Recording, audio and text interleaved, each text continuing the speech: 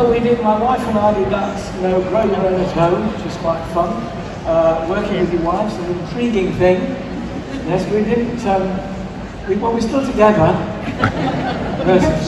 Chipper, you were chilling. It was quite funny because she'd never even taken a snap on her iPhone, and then when she managed to taught how to use a camera to film that, and they had it down.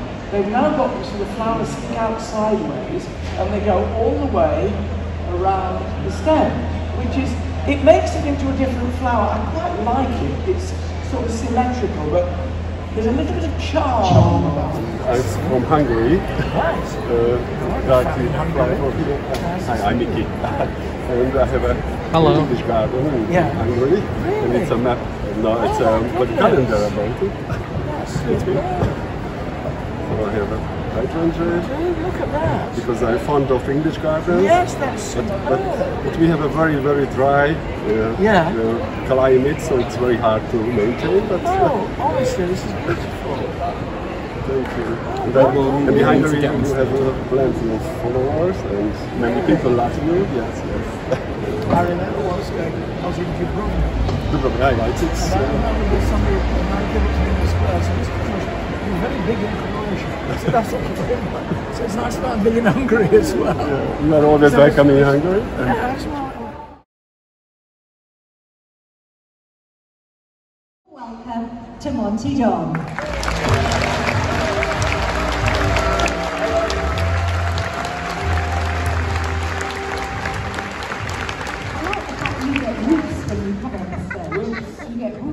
Yeah.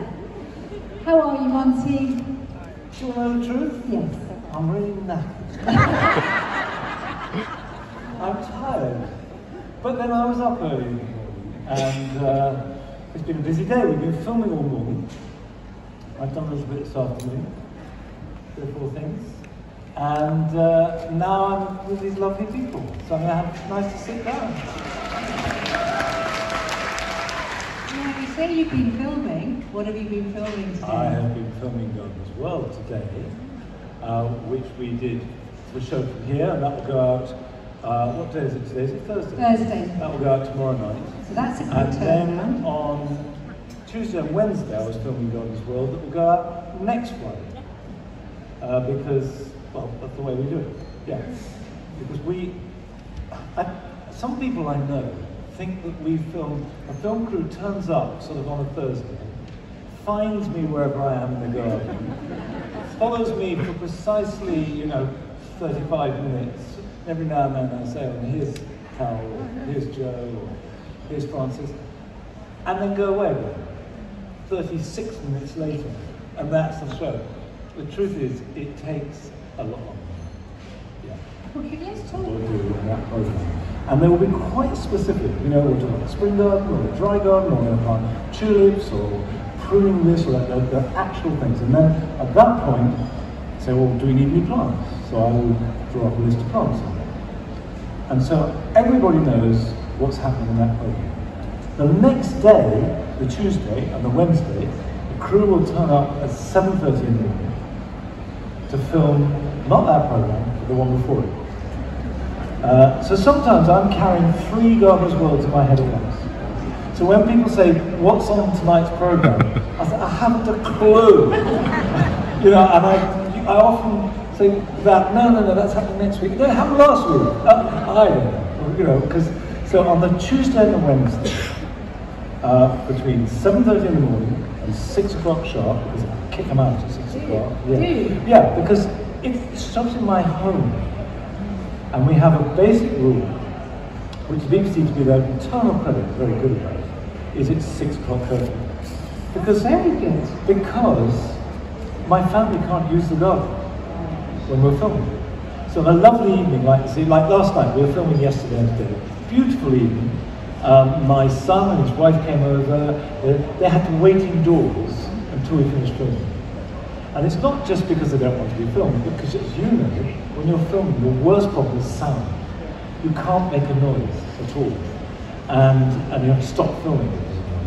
So they can't walk past the back of the shop. And the dogs can't, because we have, you only see a couple of dogs. We have 4 or 5 dogs. Do you really? Yeah. And why are only I say 4 or 5 because they come and go. Why are only 2 stars of the show? Well, let's say stars. Nellie has always been a bit reluctant, but she's getting better. And Patty has developed a phobia. So to get her on the camera, have you noticed that you always see me holding her? That's because if I put her down, she runs away. A lovely shot of you on Friday show where she's like nestled in your arms. arms. No, she like, the funny thing is, at 7:30 in the morning, she rushes out, greets the crew, sees them, cuddles them, they cuddle her, everybody's happy. As soon as the cameras come out, she's gone. And the reason for that is because throughout lockdown, we filmed using robot cameras. And we had 5 miles of wires around the garden. We had crews in porter cabins in our driveway, separate, because they couldn't be in the same space, and communicated with me by walkie-talkie or telephone. And they'd set the camera up with no one there, and they'd say, right, go, and I would then do my piece just talking to this bit of metal. No one else in the garden at all. I never saw anyone else in the garden. And if it worked, they'd say, fine, that's okay. You go back indoors, and then they'd move the cameras, which would take about half an hour each time, and we'd do more. And one of them nearly fell on Patty, and ever since then she's associated a tripod of the camera with being damaged. What I said to her, is she just goes for good-looking men. Do you know what? I realised that I do go for men, so I'm definitely going to come to you, my lovely, but I'm going to do the man first. How about that? Just a short question. Hello, Monty. I'm from Hungary, and I'm Miki. Yeah. And do you know how many countries run in your show? How many countries watch our show? I was in Tokyo a year or 2 ago, and a couple from India stopped me in the street and said, "How's Nellie?" What? And I was getting on a plane in Kansas. Hey, haven't you got your job? So yeah, all over the world.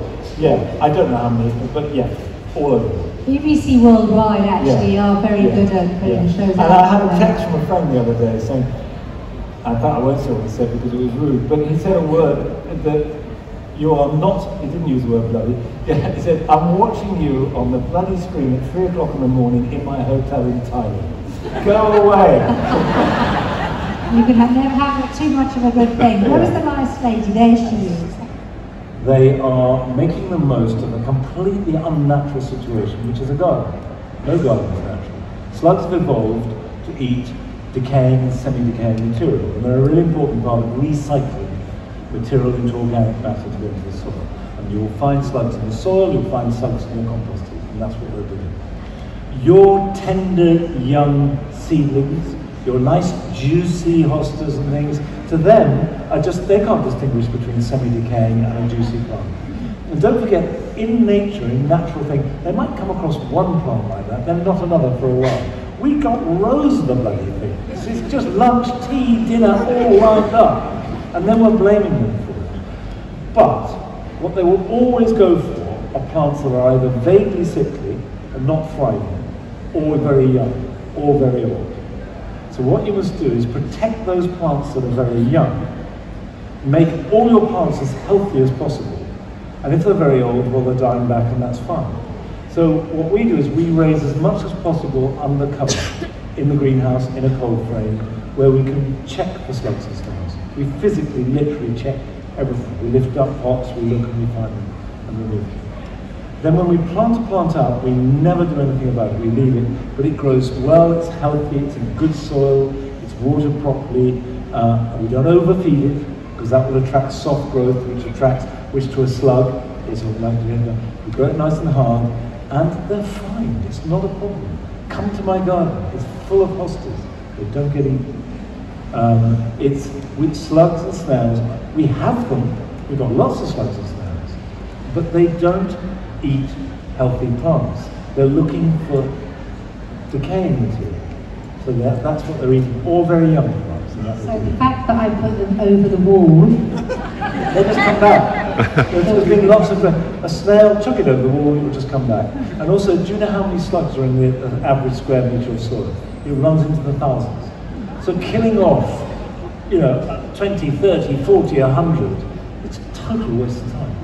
Not having any effect whatsoever. Focused on the end result. Focus on the plant, not on deterring slugs and snails.